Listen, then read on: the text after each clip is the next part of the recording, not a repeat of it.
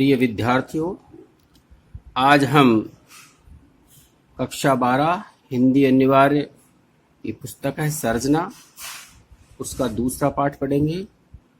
भ्रमर गीत से चयनित कुछ पद, जिसको सूरदास जी ने लिखा है। पहले मैं आपको सूरदास के जन्म के बारे में कुछ बता देता हूँ। सूरदास कृष्ण भक्त थे। इनका जन्म दिल्ली के निकट सिही ग्राम में हुआ था। वल्लभ संप्रदाय में इनकी दीक्षा हुई और यह अष्टछाप के भक्त कवियों में अग्रणी बने। 8 मुख्य भक्त थे, उनमें इनका सबसे प्रमुख स्थान था। ब्रजभाषा में उत्तम कोटि का जो साहित्य है उसका सृजन इन्होंने किया है। कृष्ण की लीलाओं का जितना सुंदर चित्रण इन्होंने किया है उतना दूसरा कोई नहीं कर सका। इन्होंने भक्ति, श्रृंगार और वात्सल्य का अद्वितीय वर्णन किया है। इन क्षेत्रों में अद्वितीय कवि माने जाते हैं। सूरदास को कहते हैं कि सूर सूर तुलसी शशि उडगन केशवदास, यानी कवियों में सूर को सूर्य के समान माना जाता है। इनके मुख्य रूप से 3 कृतियां हैं: सूरसागर, सूर सारावली और साहित्य लहर। ये सामान्य परिचय था। विस्तृत परिचय आप अपने पुस्तक में पढ़ सकते हैं, क्योंकि मेरा उद्देश्य यहाँ पर आपको इन चीज़ों को बताना नहीं, व्याख्या समझाना है, क्योंकि व्याख्या में ही कठिनाई आती है। अर्थ आप अच्छी ढंग से समझ जाएं तो व्याख्या कर पाएंगे, अच्छे अंक ला पाएंगे। ये जो हमारा पद है, हमारे हरी हारिल की लकड़ी, इसमें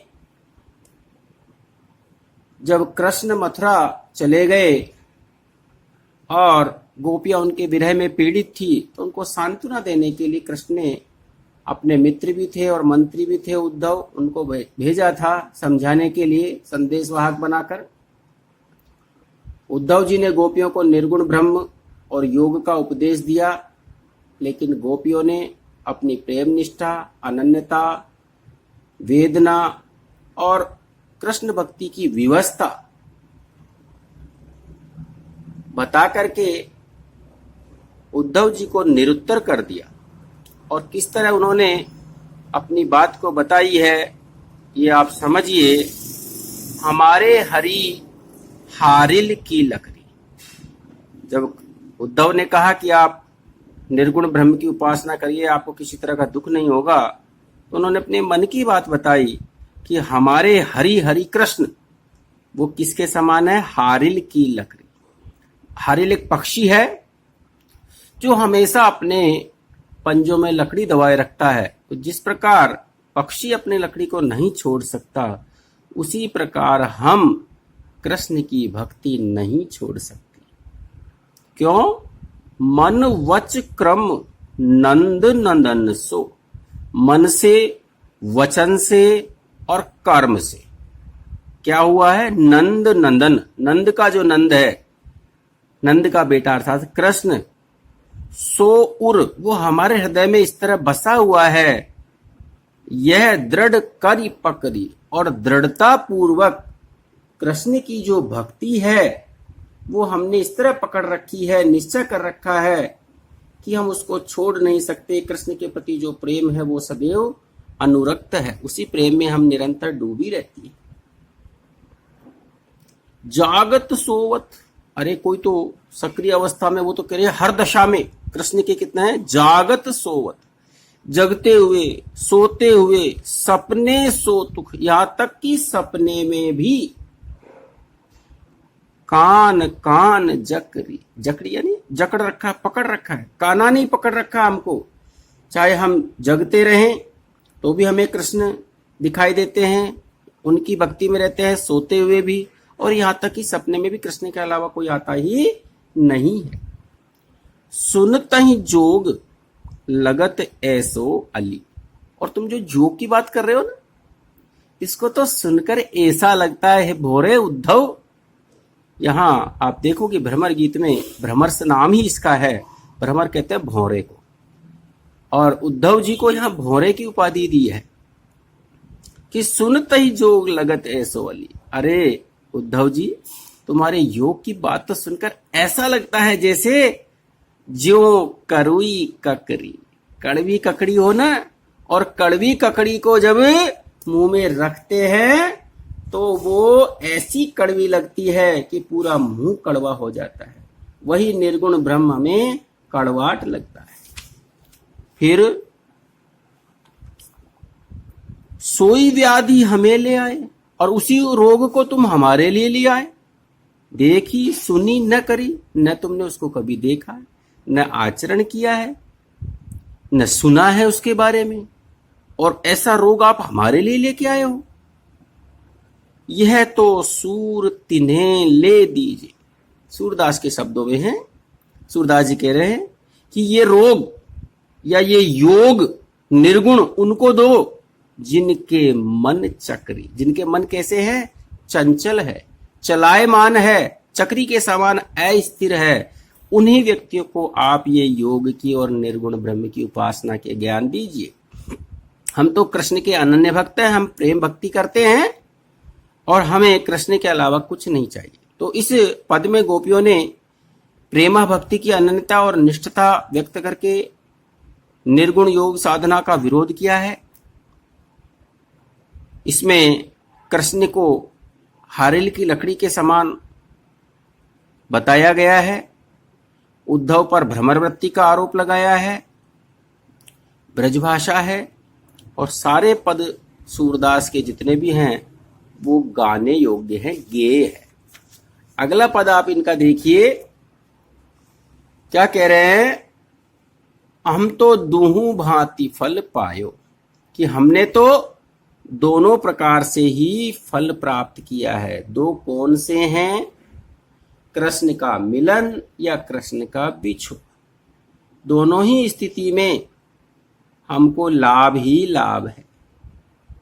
कृष्ण मिलते हैं तो लाभ है और नहीं मिलते हैं तो भी लाभ है, क्योंकि भक्ति तो है ही। इसलिए कहा है हम तो दूहू भांति, दोनों तरह से ही फल प्राप्त किया है, लाभ प्राप्त किया है। जो ब्रजनाथ, कृष्ण के ही नाम है ब्रज के नाथ, ब्रज के स्वामी कृष्ण, मिले तो नीको, नीको शब्द ब्रज भाषा का अच्छा। यदि कृष्ण हमें मिल जाए तो अच्छा, नीको, नातरु अन्यथा जग जस गायो। कम से कम संसार जो है वो हमारे यश का गान तो करेगा। भाई कृष्ण मिल गए तो जीवन सफल हो जाएगा, मोक्ष मिल जाएगा, जन्म मरण से छुटकारा मिल जाएगा। और नहीं भी मिले तो हमारी जो प्रेम भक्ति है वो संसार में हमेशा अमर रहेगी। क्यों? अरे हमारी औकात तो देखो, कहें वे गोकुल की गोपी। अरे हम तो वो गोकुल की गोपियां हैं जो क्या है, वर्णहीन लघु जाति, लघु यानी छोटी जाति की भी है, वर्णहीन भी हैं, यानी हमारे पास तो ऐसा कुछ भी नहीं है। हमारी हैसियत है क्या, न तो उच्च वर्ण है न उच्च जाति है, फिर भी हमें कृष्ण का प्रेम मिला। ये हमारे क्या कम सौभाग्य की बातें है। कहे वे कमला के स्वामी, और वो देखो जिसमें अंतर कि जिसकी हमने भक्ति करी है वो लक्ष्मीपति विष्णु भगवान के अवतार कृष्ण हैं। संग मिली बेठी एक पाती, कम से कम हमारा सौभाग्य तो देखो कि हम उनके साथ एक पंक्ति में तो बैठे हैं। उनका जो है सामीप्य तो हमें मिला है, नजदीक बैठने का गौरव तो हमें प्राप्त हुआ है, क्योंकि वो तो इतने अगम्य हैं कि निगम ध्यान मुनि ज्ञान अगोचर। बड़े बड़े मुनीश्वर जिनका ध्यान करते हैं फिर भी अगोचर यानी दिखाई नहीं देते, और निगम ध्यान, निगम जो विभिन्न प्रकार के पुराण और निगम है उनका ध्यान करो, ज्ञान करो, तब भी उसका ज्ञान प्राप्ति नहीं होती, व्याख्या नहीं हो सकती। ताऊ पर अब साच कहो, अब तुम्हें सौगंध है, सच्ची बात बताना। वो गोपियां जो है उद्धव को ही फंसा रही है कि सच बताना। धो मुक्ति कौन की दासी, अरे मुक्ति है किस दासी का नाम। अर्थात मुक्ति तो इसके आगे बहुत छोटी है। ये इससे बड़ा भाग्य हमारा क्या होगा कि हमें कृष्ण का सामीप्य मिला है। तो वो जो सुख है वो मोक्ष से भी बड़ा है। जोग कथा पा लागो उधो। जब हम किसी से परेशान हो जाते हैं ना, तो ये कहते हैं अरे भाई तेरे पैर पड़ता हूं, मेरा पीछा छोड़। तो वही कह रहा है कि जोग कथा पा लागो, हे उद्धव जी हम तुम्हारे पैर पड़ते हैं, यानी अनुनय विनय करती हैं। ना कहू बारंबार, ये योग की कथा है ना, जो योगी बनना, निर्गुण ब्रह्म की उपासना करना, अब तुम इसको बार बार हमसे मत कहो। क्यों? कि हमको इसकी इच्छा नहीं है। अगर तुम कह रहे हो इसी से मोक्ष मिलता है, तो हमें मोक्ष की भी कामना नहीं है, मोक्ष में हमारी इच्छा नहीं है। हमारी इच्छा तो क्या है? सूर श्याम तजी और भजे। सूरदास जी के शब्दों में कहा है कि जो कृष्ण को त्याग कर किसी और का भजन करे, किसी और का स्मरण करे, किसी अन्य की भक्ति करे, ताकि जननी छाड़, उसकी जो जननी है यानी जीवन माता का जो जन्म देना है वो बेकार ही है। अर्थात कृष्ण की भक्ति के आगे ये सब कुछ व्यर्थ की बातें हैं। तो यहां इस पद में निर्गुण भक्ति की तुलना में प्रेम भक्ति को श्रेष्ठ बताया गया है, और गोपियों की प्रेम निष्ठा इसमें व्यक्त हुई है कि वो कृष्ण से प्रेम करती है, वही उनकी भक्ति का रूप है, और उसके आगे उनको मोक्ष या अन्य जो लाभ लालच है ये सब व्यर्थ ही दिखाई देते हैं। ब्रज भाषा बड़ी प्यारी भाषा है, कृष्ण की भाषा है। अगला पद देखिए आप, मैं समझता हूं आपको अच्छी तरह समझ में आएगा, क्योंकि व्याख्या में हमारे एक पद आएगा, उसकी व्याख्या हमें करनी है, तो ये सब हमें बताना है। विलग जनि मानहु ऊधो प्यारे। विलग का मतलब होता है अन्यथा, दूसरा, गलत। जनि यानी मानना, ऊधो प्यारे, हे उद्धव जी आप बुरा मत मानना, गलत मत समझना। यह मथुरा काजर की कोठरी जे आवैते कारे। बुरा मत मानना आप इस बात के लिए कि आप ऐसा क्यों कर रहे हो, क्योंकि इसमें आपका दोष ही नहीं है, ये मथुरा का दोष है कि ये मथुरा एक काजल की कोठरी के समान है। एक शब्द कहावत है कि काजल की कोठरी में केसहु शयान हो जाए। अगर तुम काजल की कोठरी में जाओगे ना, जिसमें काजल कालिक भरी हो, तो केसहु शयान हो, कितना ही चतुर चल जाओ, काजल की लीक वहां पे परे ही की परे है, यानी उस पर कहीं न कहीं कालिक अवश्य लगेगी, चाहे कितना ही चतुर हो। उससे कह दो भाई इसमें काजल भरा है, इस कमरे में जाकर के आओ, कितनी भी उससे चतुराई से जाए, कहीं न कहीं कालिक लगेगी। तो तुम्हारा भी दोष नहीं है इसमें, तुम बुरा मत मानना। ये मथुरा ही काजल की कोठरी के समान है, जिया वही ते कारे। इसलिए जो भी वहां से आता है ना, वो सब काले ही काले आते हैं। काले का मतलब यहां रंग से काला नहीं है, मन का भी काला है। तुम कारे, अब पहले कह दिया बुरा मत मानना। देखो किसी को अगर अच्छी बात कोई बात कहनी है ना, तो उससे पहले कह दो, तो वो कह भी दिया और उसको बुरा भी नहीं लगेगा। तो पहले कह दिया कि तुम बुरा मत मानना, तुम कारे, तुम भी काले हो। सुफलक सुत कारे। सुफलक सुत कौन है? ये सुफलक सुत ये अक्रूर जी हैं, जिनके साथ ये गए थे मथुरा में। वो भी काले हैं, इसलिए उनको तो बहुत अखरती है। कारे मधुप भंवारे, और जो भौरे हैं ना, वो भी सब काले रंग के ही होते हैं, और ये कालों का काम है ये। तिनके संग अधिक छवि उपजत कमल नैन मनियारे। अब तो वो कह रही है कि चूंकि कृष्ण भी मथुरा चले गए ना, तो उन पे भी असर आ गया। तो तिनके संग, उनकी संगति के कारण ही, उनके साथ रहने के कारण ही अधिक छवि उपजत, और भी सुंदर लग रहे हैं, यानी कालिक तो उनके अंदर आ गई, लेकिन कमल नैन मनियारे, कमल के समान जो नेत्र हैं कृष्ण भगवान, मणि के समान चमकदार उनका जो शरीर है, वो काले तो हैं, लेकिन फिर भी ये बहुत अधिक छवि, अच्छे लग रहे हैं, शोभायमान लग रहे हैं, क्योंकि उनको पता है कृष्ण ने भेजा है, इसलिए काला तो कृष्ण को भी कह रही है वो।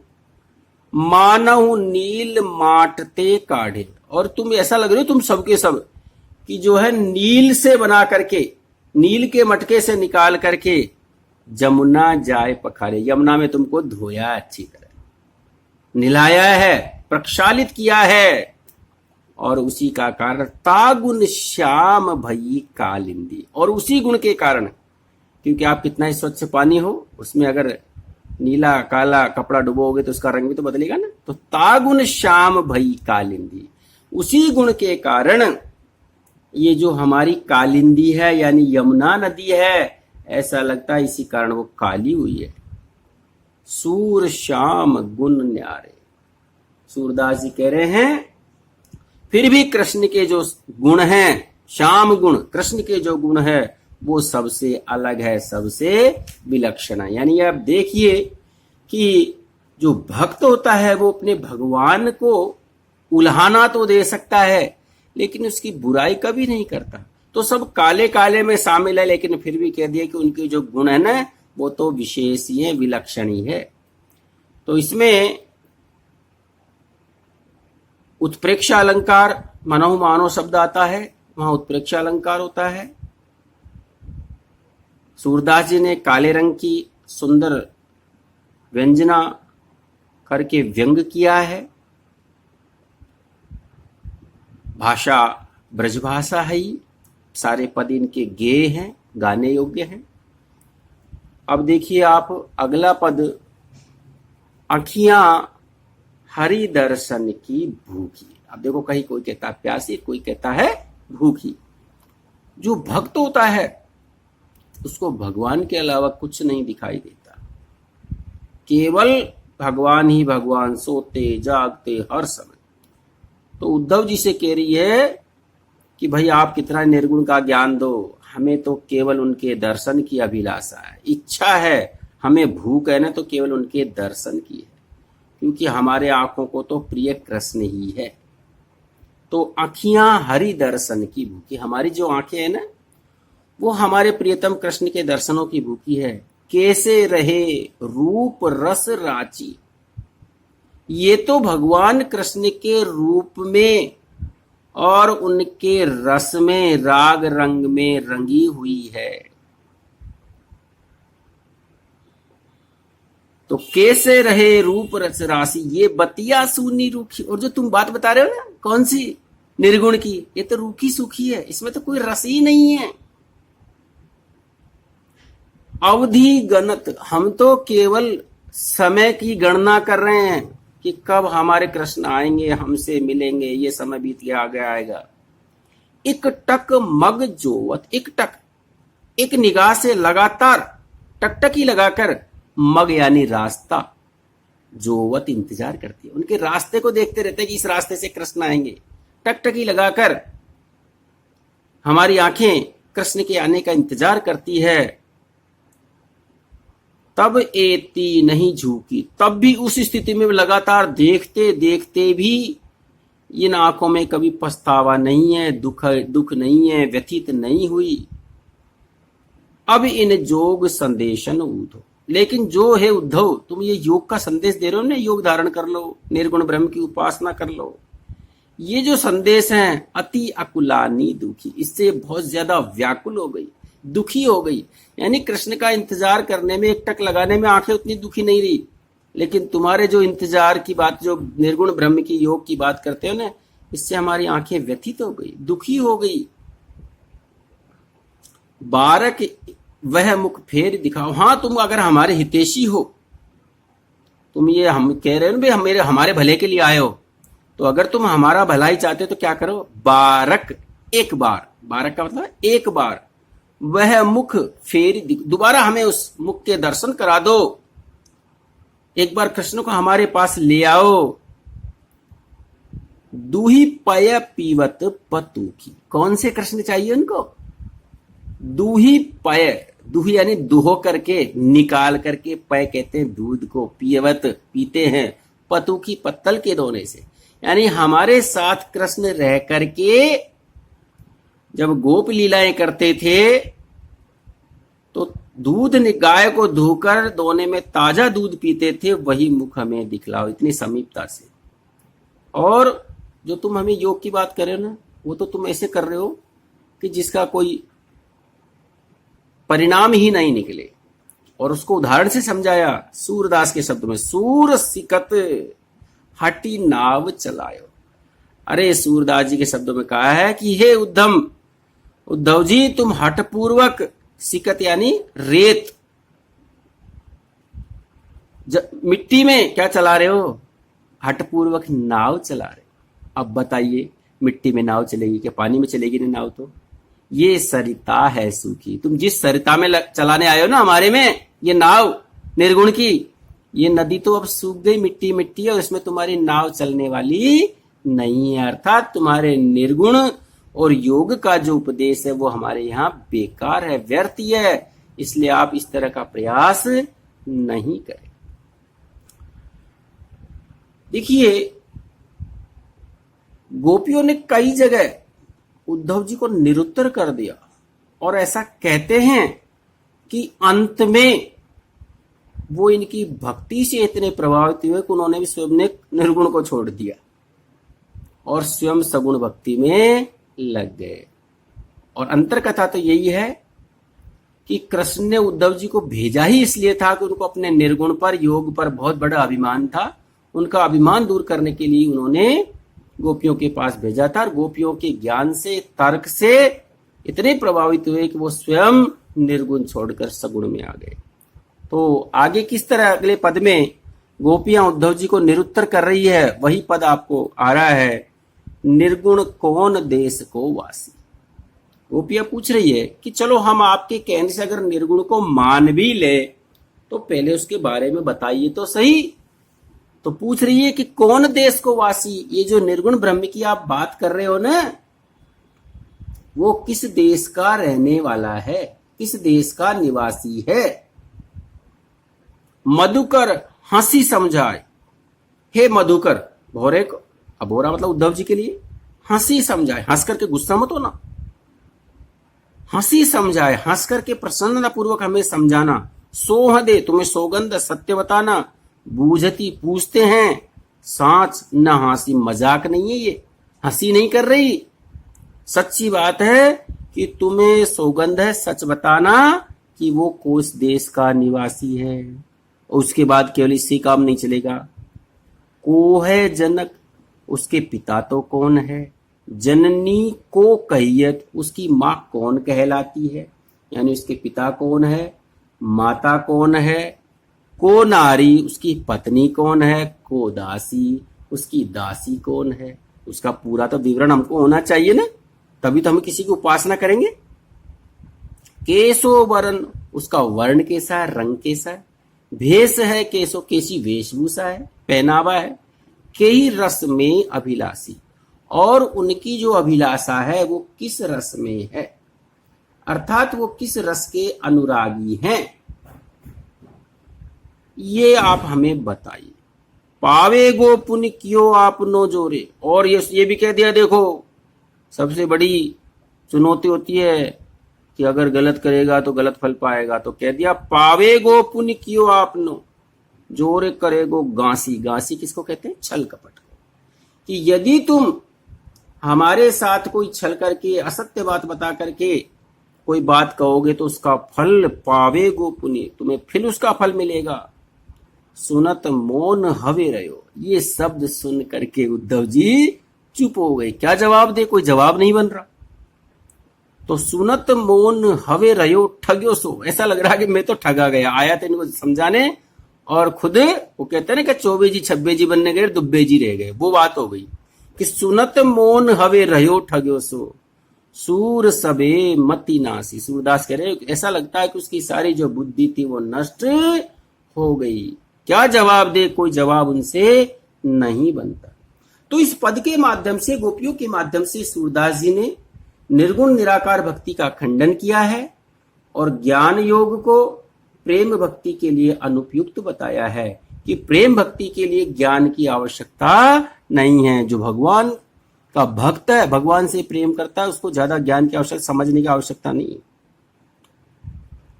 अंतिम पद जो है इसी का कि कृष्ण के विरह में, यहां देखिए विरह वर्णन है, लेकिन ये जो श्रृंगार का विरह नहीं है, ये भक्ति का विरह है। बिन गोपाल बेरिन भई कुंज। बिना गोपाल के, बिना कृष्ण के, ये जो कुंज, कुंज कहते हैं गलियों को, वहां का, या आप ये कह सकते हो पेड़ों का जो झुरमुट होता है, वो है कि बिना गोपाल के, बिना कृष्ण के ये कुंज गलियां हमारे लिए क्या हो गई? बेरिन, बेरी के समान, शत्रु के समान हो गई है। कि देखिए आप, एक चीज पहले भी मैंने रसों में बताया था कि संयोग, श्रृंगार के दो पद होते हैं, पक्ष होते हैं, संयोग और वियोग। जो चीजें संयोग में सुख देती है वही चीजें वियोग में दुख देती है। तो कहाँ तो उन कुंजों में कृष्ण के साथ रहने से सुख की अनुभूति होती थी, आज जब वहां कुंजों में जाती है, कृष्ण की याद आती तो वही दुख दे रही है। अब ये लता लगत अति शीतल, उस समय तो तब जब कृष्ण थे, ये लताएं जो थी ना कैसी लगती थी? शीतल लगती थी, हमारे हृदय को ठंडक प्रदान करती थी, सुखकारी अनुभव होता था उस समय। अब भई विषम ज्वाल की पुंजे, अब वही लताएं कैसी हो गई? ज्वाल की पुंजे, प्रचंड अग्नि के समान लग रही है विरह दशा में। वृथा बहती जमुना खग बोलत, ये अब ऐसा लग रहा है कृष्ण के विरह में कि जमुना बह रही नहीं, ये बेकार, कोई मतलब नहीं। क्योंकि यमुना के तीर पर कृष्ण का सामीप्य मिलता था तो यमुना की कलकल की आवाज ठंडक प्रदान करती थी, आज वही बेकार लग रही है। तो वृथा बहती, वृथा ने बेकार बह रही है। खगों का, पक्षियों का बोलना। वृथा कमल फूले, ये फूल, कमल के फूल खिल रहे हैं वो भी बेकार है। अली यानी भौरे का गुंजायमान, ये सब वो है प्रकृति की चीजें जो प्रेम को जागृत करती है, विरह में वेदना प्रदान करती है। तो उनको ये लग रहा है कि ये सब बेकार ही है, अब इनका कोई उपयोग नहीं। आगे क्या कहा है कि पवन पानी घन सार संजीवन, शीतल मंद सुगंध। वायु की विशेषता होती है, ये तीन गुण होने चाहिए। तो जो शीतल पवन है, पानी कपूर है, घन सार चंद्रमा, जो संजीवनी दधिसुत, संजीवनी अमृत के समान, पवन पानी शीतल हवा, घनसार कपूर, दधिसुत चंद्रमा जो संजीवनी अमृत के समान ठंडे हैं, या अमृतमय चंद्र किरणें जो चंद्रमा प्रदान करता है, तो वो ठंडक देने वाली क्या हो गई? किरण भानु भई भुंजे, वही चंद्रमा की किरणें, भानु कहते हैं सूर्य की किरण के समान लू जैसी हो गई है, गर्म हो गई है, ठंडक प्रदान नहीं करी। क्यों? देखो बादल का बरसना, बरसाती मौसम, वृक्षों की छाया, चांदनी रात, ये संयोग श्रृंगार में तो सुख प्रदान करती है, वियोग में यही दुख प्रदान करती है, क्योंकि प्रियतम की याद आती है। तो वो दधिसुत किरण जो है, चंद्रमा की जो शीतल अमृतमय किरणें हैं, वो अब सूर्य की किरणों के समान संतप्त कर रही है, गर्म कर रही है, भुंज रही है। हे उद्धव कहियो माधव से, हे उद्धव आप तो केवल इतना सा कह देना, विरह कदन करी मारत लुंजे, कि ये विरह रूपी जो कदन है, कटार है, तलवार है, मारत लुंजे, ये क्या कर रही है? हमें काट रही है, हमारी धज्जियां उड़ा रही है। सूरदास प्रभु को मग जोवत, हे उद्धव जी आप तो ये कहना सूरदास के शब्दों में, प्रभु को मग जो, हम तो केवल उस प्रभु का रास्ता जोती है, इंतजार करती है, आँखियां भई बरन जो गुंजे, और उनके इंतजार करते करते ये आंखें है ना, जो गुंजा रोग होता है और गुंजा रोग में लाल हो जाती है, उसके गुंजा रोग की तरह ये आँखियां उनके इंतजार करती करती लाल हो गई। तो इसमें गोपियों की विरह व्यथा का बड़ा मार्मिक चित्रण किया गया है, और श्रृंगार पक्ष का वियोग बताया है कि संयोग काल में जो सुख देने वाले चीजें हैं, उपकरण है, वही वस्तुएं वियोग काल में व्यथा बढ़ाने वाली है। तो वियोग श्रृंगार का बड़ा सुंदर इन्होंने वर्णन किया है। मैं समझता हूं ये पाठ आपको अच्छी तरह समझ में आया होगा। हमारी कक्षा 12 और 11 के पाठों का क्रम निरंतर जारी है। जिन्होंने अब तक इस चैनल को सब्सक्राइब नहीं किया है वो सब्सक्राइब करें, बेल बटन दबाएं ताकि जो ही अगला वीडियो अपलोड होगा आपको मिल जाए। धन्यवाद।